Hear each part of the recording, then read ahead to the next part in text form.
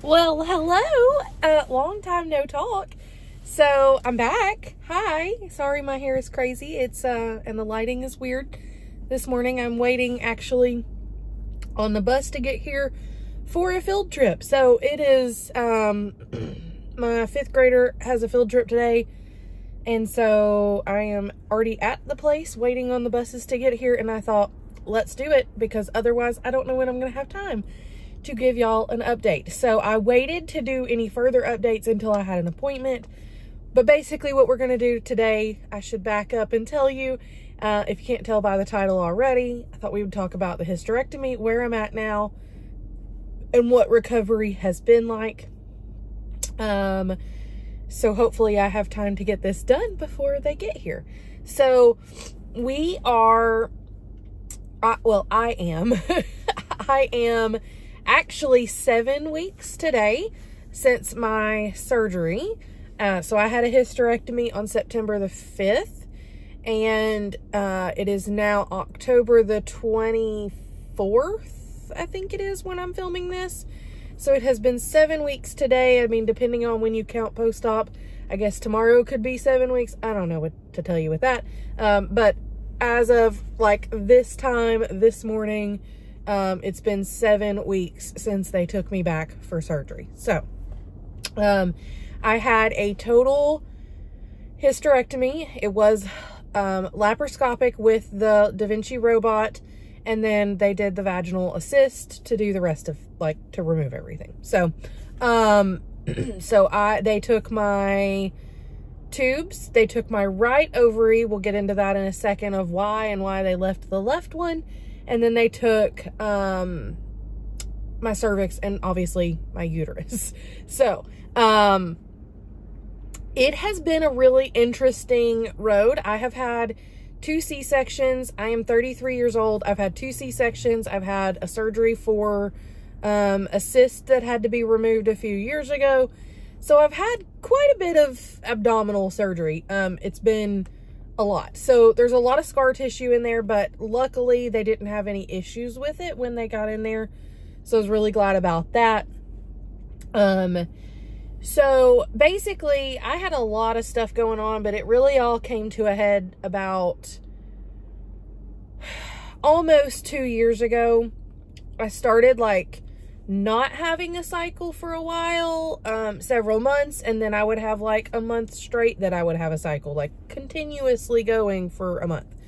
And then then that would come back and I wouldn't have one for a while. And, you know, and I have PCOS, so I thought, okay, this is just the road we're going down now.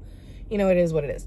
Well, then it got to where it was like a switch flipped and I never stopped bleeding. Like, never. I might have 1 or 2 days that I did not over an entire year time span. So medications, birth controls, they did a D&C back in April and also placed a Mirena IUD. Nope, didn't work. I never stopped even bleeding after surgery. So, I mean, I might have had like 1 week, like 5 or 6 days that I did not bleed. But other than that, it didn't work. And so at the end of the summer, I talked to my doctor and we knew the hysterectomy was on the table. We knew it was a possibility. I've joked for years over having all these issues that now that we're not having any more babies, you know, I don't need it. Just take it all out. Obviously, it is a much, you know, more complicated surgery than that. And you don't want to just go in there, excuse me, removing body parts and removing organs if you don't need to. So that was a joke. However, it no longer was a joking matter once all of this started going on over the past year and a half, of continuous cycle. And so it was a disaster, y'all. I want you to imagine like how, I mean, I can't even begin to tell you how many times I would have to change clothes. I have used every feminine care product you could think of, probably. Like, it was a disaster. And then I felt miserable because I was bleeding so much. I was fatigued. My iron was low. I was having pain, a lot of it. And then, you know, once that goes on, you know, like how you feel the first day or two of your cycle? I felt that way all the time. Like, no wonder I couldn't go work out because I was miserable. No wonder I didn't feel like being active. No wonder I go to, you know, I was craving more junk and crap foods and sodas and just trying to stay awake, you know, like it was a whole thing. And so I felt like my quality of life was just not there. I mean, it was just miserable. I was crabby all the time. It was just a disaster. And so, like I said, it was no longer a joking matter whenever this all started happening about 1.5 years ago. We wanted to go the conservative route and do the DNC and the IUD and try that, as much as I knew the IUD probably wasn't going to work because I don't respond well to birth control. Historically, I just haven't. We've tried different ones over, you know, my life, and it just didn't work for me. Anyways, and so we did the DNC, we did the IUD, gave it a couple of months, and then I met with him in of course, towards end of July, I think. And he was like, and I told him, I just said, I can't do this. Like, this is not working. And he was like, okay, let's do the hysterectomy. I was like, okay. I was like, let me get my kids in school and get school started first, please. He was like, okay. And so he didn't have any availability in August anyways. And so it ended up being September the 5th was the first day and that they could do it. And so I was the first case of the morning, went in. It was very simple, like getting prepped. It was very smooth. I was really thankful for the, sorry, they're coming to unlock the gate to the parking lot area here for the field trip. But anyways, so the, where was I at? You know, my brain just doesn't work when I get it, when I interrupt myself or I get interrupted. But what I was saying is, so that morning we had to be there at 5:30.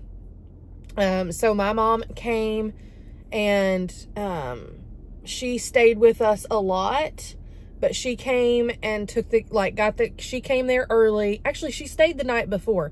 So originally we were going to, I guess this guy just comes and unlocks it. I'm not real sure. But sorry, I am not driving on a road. I'm just in a parking lot, I promise. So anyways, it was a very simple thing as far as getting there and getting checked in. But what we ended up doing, because my mom needed to be at our house at like 4:30 in the morning. And so we were going to go out to dinner the night before for my birthday, because we didn't get to go the week before when it was actually my birthday. And so I said, well, why don't you just come and stay the night? Then you don't have to, you know, get up even earlier. You'll have to get up early, but you won't have to get up that early. And then, you know, we can, then you'll just be here. You know, we can start getting the girls ready for school, and then she can just take them on. So that's what we did. We woke them up right before we left, because I didn't want to wake, they didn't have to be awake when we left at 5, but I just didn't want to, sorry, I'm getting distracted because I'm trying to figure out where I'm supposed to go. I don't know. I wanted to hug my babies before I went. Okay. I just did. So I don't know, you know, they didn't have to be up at 5. We don't usually get them up until later in the morning, but I knew that again, I wanted to hug my babies, but also I knew, especially for one of my girls, it would just be better for them if it would be better for them if they were able to see me and hug me and tell me, you know, I love you, and check in that way. So, you know, I just knew that was going to be necessary, for her. And so I just thought, well, that's fine, because I want to check in with them, and I want to be able to hug them and say I love you and all of those things. And so I was fine. It was my idea to get them up, is what I'm saying. And so they were fine. They really we're glad that I did wake them up. And so we woke them up as we were getting ready to leave. And then we headed on out to the hospital. We left about 5. It doesn't take us very long to get there, but we're always trying to be early. And so we went early. But we did go to, I think we had to, did we have to stop and get gas or something? Maybe not. But my husband and I, as we're walking in, so we're walking in hand, and we have to go in like the main entrance and check in, and then they send you over to surgery. I had already done the days prior. It was the week before. I went in and did my pre-admission testing, and they just do like your blood work, blood pressure, all of those things, get your medication, you know, recorded, all of that kind of stuff. And then they just go from there. And so I'd already done all that, filled out the paperwork, started the payment process. And so because I had already done all of that, it was really easy. We just checked in. We actually got there and they weren't even there to check anyone in. So like the ER is open at that time, but nothing else is there until about 5:30. So we got there early, of course. And so we just kind of hung out. They were ready to take me back. We went back. And then, we went back to a surgery waiting room. And then in that waiting room, they made my husband wait out there. I wanted him to be able to go back with me, but they didn't do it that way. When my husband had surgery for his spine at another hospital, it's a much larger hospital. And so your support person can go with you, because where they wait while you're in surgery is way like the other end of the building, and it's a lot further walk. It's not like right there. So it's not even convenient for them to go get your support person once they have you ready, because they would be walking all over the place and it would take forever. So they did that, and so he waited in the waiting room, and then they took me back. I had to give a urine sample, of course. They do a pregnancy test. If you are female and you have surgery of any kind, they're going to give you a pregnancy test if you're of childbearing age. Just to cover their bases. So anyways, so we did that, gave a urine sample. They gave me a gown and the socks and the whole 9 yards, got me weighed, got an IV started, which was super easy. I did go ahead and request Zofran for nausea before we got started, because they were giving me IV antibiotics since it is a longer and more extensive surgery. And so whenever they give me that, especially because I was not allowed to eat after midnight, actually it was after 11, because my surgery spot was 7:30. So it was after 11:30. I could not eat anything else. I could have technically gotten up at 3:30 and had a Gatorade, but I wasn't about to wake up even earlier than that. I woke up at 4, and that was early enough. So I didn't want to wake up even earlier, because our hospital now allows you to have Gatorades and clear fluids up until 4 hours before surgery. And so I could have done that, but I wasn't waking up any earlier, and I was fine. I really was fine. So, it's so early in the mornings like that I can hang, you know what I mean? I have been through that before. It is my preference, if I have to have surgery or something going on, I try to schedule it with them that I'm their first case of the day, but obviously we don't always have control of that. I had one of my C-sections. We were still scheduled as the first case of the day, but they had emergency C-sections that had to go before me. So we got bumped anyways. That was fine. But, excuse me, but we were there and, you know, just hanging out. So once they got me prepped and ready to go, had the IV in, I had already met with, I think I had met with the anesthesiologist by that point. I'm not really sure. You know, there's always a lot of people coming in and out. I can't remember who I had met with yet, but then they went and got Justin and brought him back. And then he stayed with me until they took me back. I did have to wear my glasses. So I think I gave my glasses to my husband, because I didn't want to lose them. And so I took all my jewelry out before I went, no makeup. But I did have my nails done at the time. I had dip nails, and I had a pedicure done too the week before. Thank you to my mother-in-law, because that was her birthday gift to me. But anyways, so I was able to keep my nails. None of that was a problem for them. Every hospital is different, but at mine, they didn't care. It was not. The reason that most of them tell you that is because they have to put a pulse ox on you, and some nail polish colors and stuff can mess that up. But more than anything, they prefer to be able to see your nail beds as well. That tells them how your oxygen's doing, but they can always put the sensor somewhere else, or, you know, whatever. So, but I did leave all of my jewelry at home, and I did wear my glasses instead of contacts, and then I gave my glasses to my husband. So, I would say right at 7:30, they took me back. It may have been honestly a little before that, because they were ready to go, and they told us that, whenever I went for my pre-admission testing, she said, you know, be prepared, being the first case of the day. Especially on the gyne floor, you know, she was like, make sure, you know, that you're at your arrival time, or even a little early, it would be fine, because they're going to be ready to rock and roll. And they were. I probably waited in the surgery, like the waiting room out there. I probably waited, I don't know, 15 minutes, maybe. Like, I had to go to the bathroom, and that we had been there long enough that I was like, man, I gotta pee.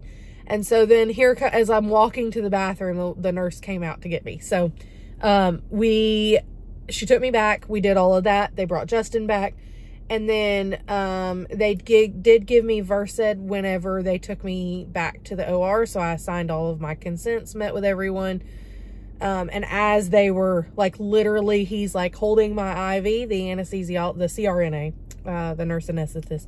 And then he pushes the Versed, like, as they're pushing the bed out of the room, towards the OR. So we did that. It was a little rough for me going under this time. Normally, I have zero issues. I am that patient who is, like, sitting there talking to them, like, da-da-da-da-da, and they're just, like, pushing propofol, and I'm not going anywhere. But it doesn't burn, usually. I don't have any problems. This time it did burn, and so they tell you, like, they tell me every time I've had surgery, they say, you know, the propofol is that's, if you don't know, that's the main thing, like, that's the most common thing that they will use for anesthesia like that, to put you under, and then you get a gas that keeps you under, and then there's a whole host of other medications as well, but that's the main one that is most common that you're gonna have for sure. In your IV. And so I've never had a problem with it before. I wouldn't say it was a problem, but this time, I don't know if he, like, pushed it quickly versus some people mix it with lidocaine and then push it slowly, and it doesn't seem to burn as bad. So I don't know if he didn't cut it with lidocaine. I don't know if he pushed it quicker, or if it was just a fluke and my body was like, whoa, what the is going on here? But it was fine. But I just remember them being like, take deep breaths, because I was like coughing, like it was like burning my throat, and my, you know, like, it was just, it was a really weird sensation. It was really quick, maybe 5 seconds, and then that part was over.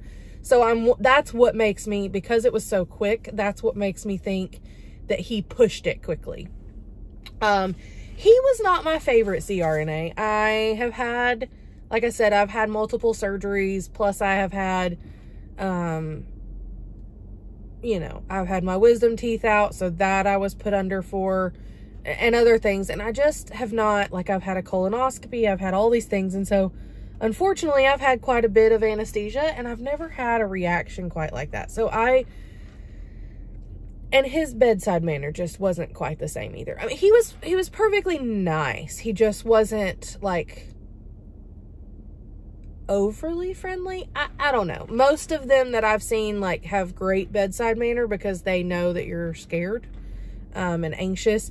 And that was why they gave me the Versed going back, is because as soon as I got in there, I was like, I am going to need something.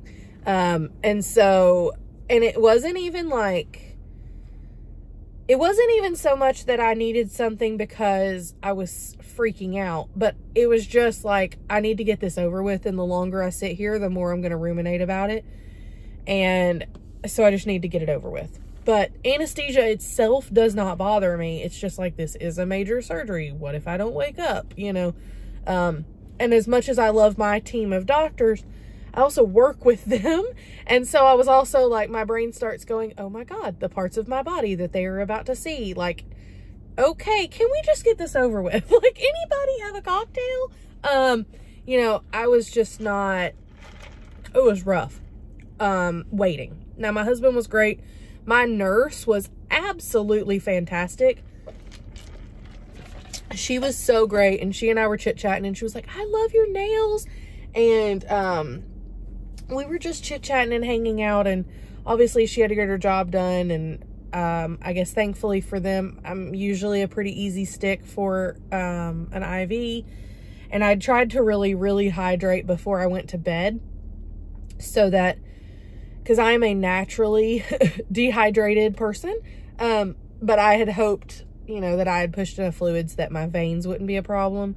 Because once they get your IV going, they're going to start fluids, but getting it going, if you have veins that roll, can be difficult if you are dehydrated. Mine don't usually give any problems, but if I'm super dehydrated, then they do. So I tried to push fluids the night before as much as possible. I drank an extra Gatorade before I went to bed, that sort of thing. And just really tried to, you know, make sure I was chugging water before we went to bed, etc. Actually tried to like not overhydrate, but like really focus on hydration that whole day before, to try to give me the best chance. And so, all of that went fine. IV was fine. Surgery took about 3 hours. And then I was in recovery for another hour or two. And then they got my husband back to me and got me to a room. Actually, when they took me to my room, I think my husband was already there. I can't remember. That part is a little fuzzy. But they took my left ovary my right ovary, because it was a total disaster. Covered in cysts. It's been the one, I've had multiple cysts, like that one that had to be removed because it was like 10 centimeters a few years ago. So I've had a lot of issues with that ovary anyways. And so he just said, you know, well, we'll see what it looks like when we get in there, but we'll probably for sure take the right one, and we'll just see what the left one looks like when we get there. When we get in there. And I was like, okay, fair enough. And so he said the left one looked pristine, and so we left it to try to take over and give me the best shot at continuing with my own hormones versus that. So I'm gonna stop the video here. Actually, I can tell y'all now. So I may have to make a second part of this and tell you like more things about it, I guess. But basically, it's been 7 weeks. The first, I stayed one night in the hospital and went home pretty early the next morning. Recovery was fine. They removed the catheter probably about an hour or so, maybe 2 hours after I got back to my room. And then I got up and started walking.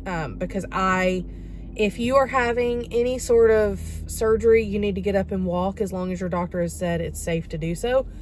But particularly, I find with things that, like an abdominal surgery, especially if they've done it laparoscopic, they pump you full of air, like a certain gas, to make it easier to see. It distends your stomach out so that they can see and give them more space in there.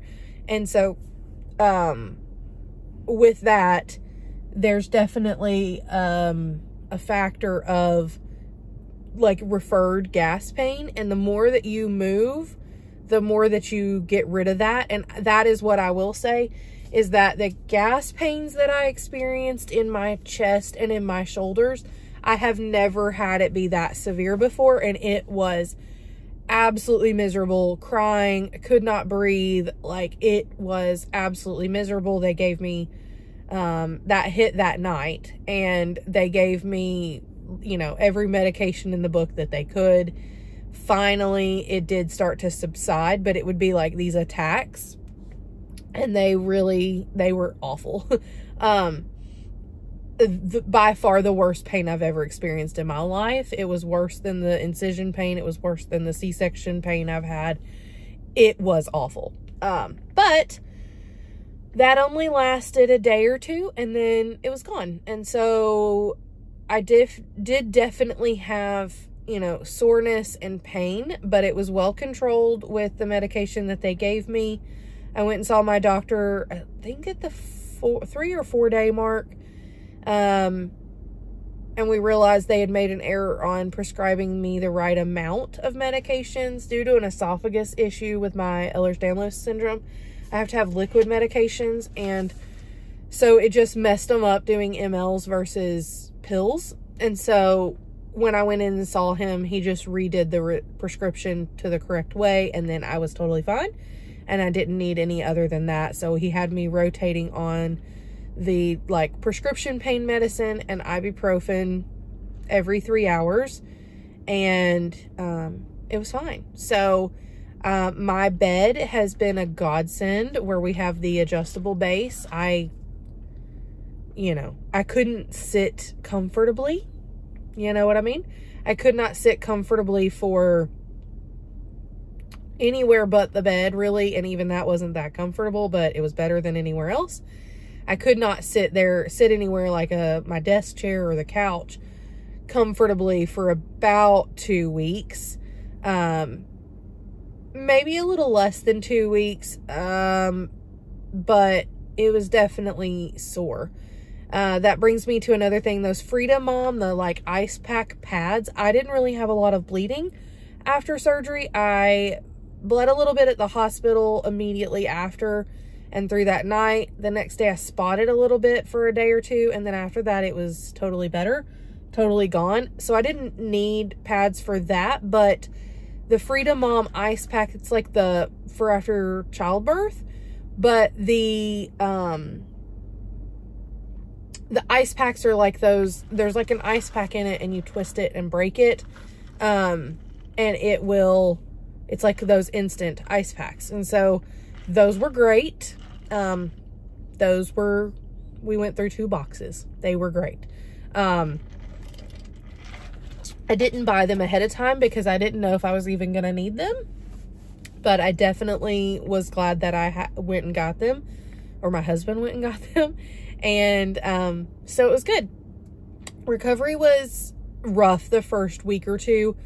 There were some emotions. I had some like ups and downs as far as emotions and just hormones, I think, trying to figure themselves out, like what just happened.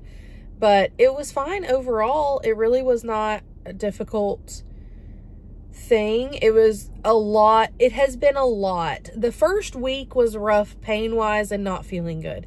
The second week I felt like I was doing better and could do more. And then weeks 3 through 7, it's been more just being really, I get worn out quickly. I do much better now than I was obviously at the 3-4 week mark, but even at the 3-4 week mark, a shower would completely wipe me out. I dealt with a lot of exhaustion, and I still do get sore. Like my hips and my lower abdomen will get real achy and sore if I have been up and doing a lot. But I have been up and doing a lot. Like I went on a farm field trip at 3.5 weeks post-op and walked miles that day with my first grader, or my second grader rather. And then then the next weekend we had family day for my husband's work, and it's like a big carnival fair type thing. And so we walked miles that day, and I definitely had to sit down and take some breaks, but I did it. I mean, I've been very active through all of this, and it's been really, it's not been as, I don't know. In some ways it's been worse than I expected, and in other ways it's been what I expected, and it's not been that bad. But even with everything that I dealt with, I would hands down do it again. It has been the best decision. I feel so much better. Even with the pain I've had, even with all of this going on, like, I feel so much better than I did before.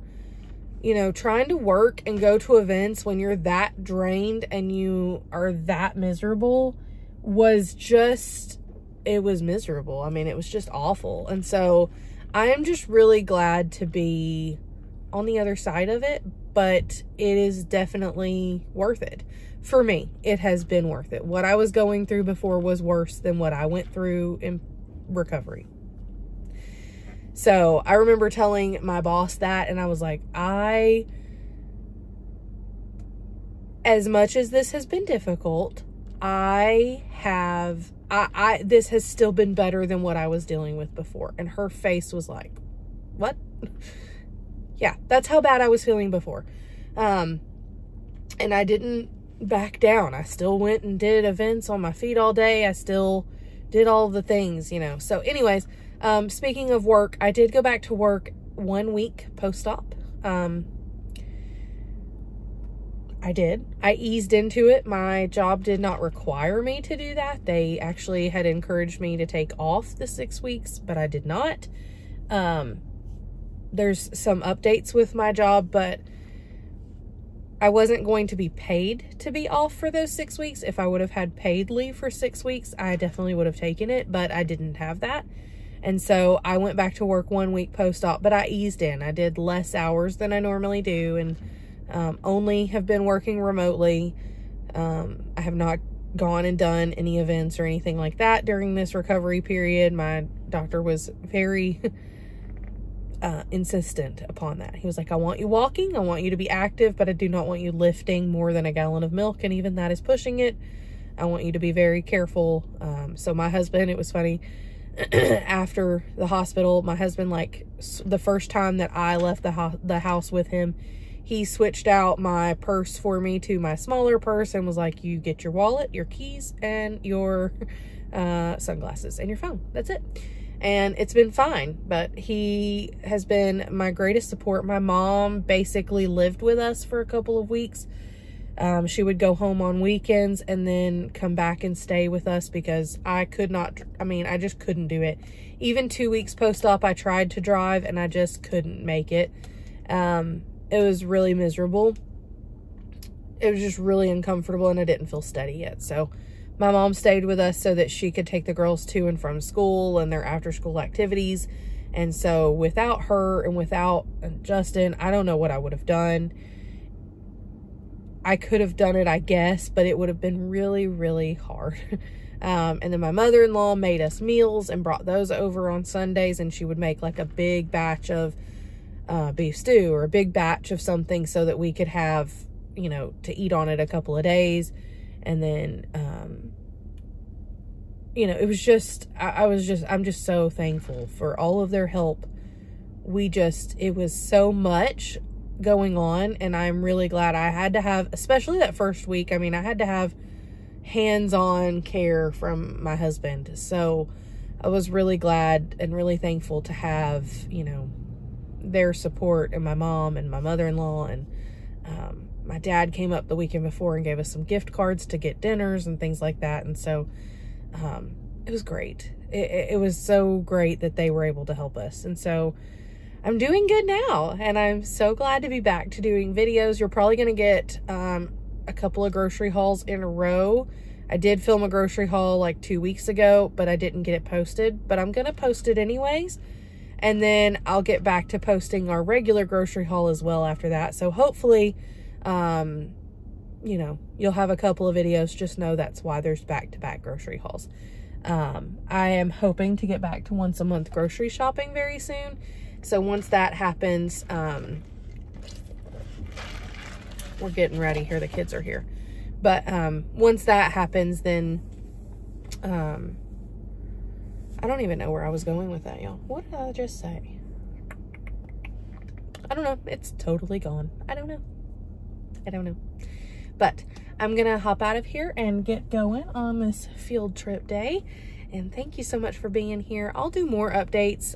If you have any questions about recovery or what to expect, please leave me a comment down below. Let's have a chit chat about it. And I can always do further videos to follow up. But I'm really glad to be back. Thank you so much for being here, and I'll see y'all in the next video. Bye, y'all.